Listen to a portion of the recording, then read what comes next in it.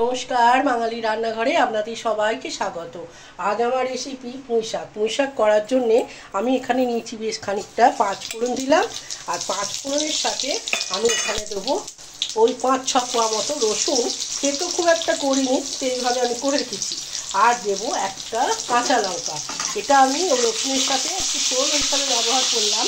এবার এখানে আমি পুঁইশাক কেটে রেখেছি।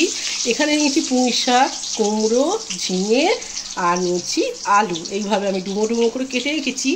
এখন আমি এগুলো এর মধ্যে দিয়ে দেবো সব।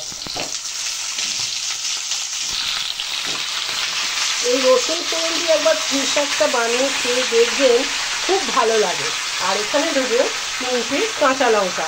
আগে একটা দিয়েছিলাম আর এখন এখানে 3টে দিলাম। এবার আপনারা যেরকম ঝাল খান সেরকম দেবেন। আর এখন আমি এটা চাপা দিয়ে এইভাবেই আমি এখন রেখে দেবো। এই 5 মিনিট মতন এইভাবে রাখবো।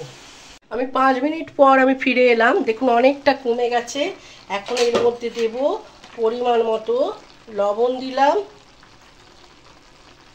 আর দেব হলুদ দিলাম, আর দেব সামান্য একটু চিনি। এবার আবার আমি এর সাথে এটা মিক্স করিয়ে আবার আমি ঢাকা চাপা দিয়ে সিদ্ধ হতে দেব।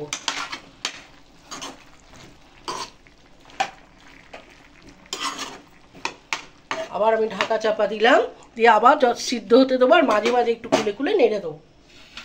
আমি এবার ঢাকনাটা খুললাম। আমি মাঝে মাঝে একটু নেড়ে দিয়েছিলাম, আপনাদের বলেছিলাম। এখনও যেটা দিতে হবে সেটা হচ্ছে সর্ষের তেল। আমি এখানে 2 চামচ মতো দিলাম এই চামচে। একবার এই রেসিপিটা আমাদের মামু যেমন রান্না করলাম সেভাবে করে দেখবেন, খুব খেতে ভালো লাগে। এটা নিরামিষ, কিন্তু একটু রসুন ফোড়ন দিয়েছি এখানে, আর কিছুই আমি ব্যবহার করিনি। এবার আমি আরেকটু ফ্লেমটা গ্যাসে বাড়িয়ে দিলাম, আর একটুখানি নাড়াচাড়া করে আমি এটা নামিয়ে নেবো। যদি ভালো লাগে একটা লাইক, শেয়ার আর কমেন্টের জন্য অনুরোধ রইল।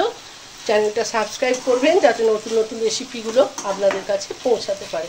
ভালো থাকবেন, সুস্থ থাকবেন, ভালো খাবার খাবেন।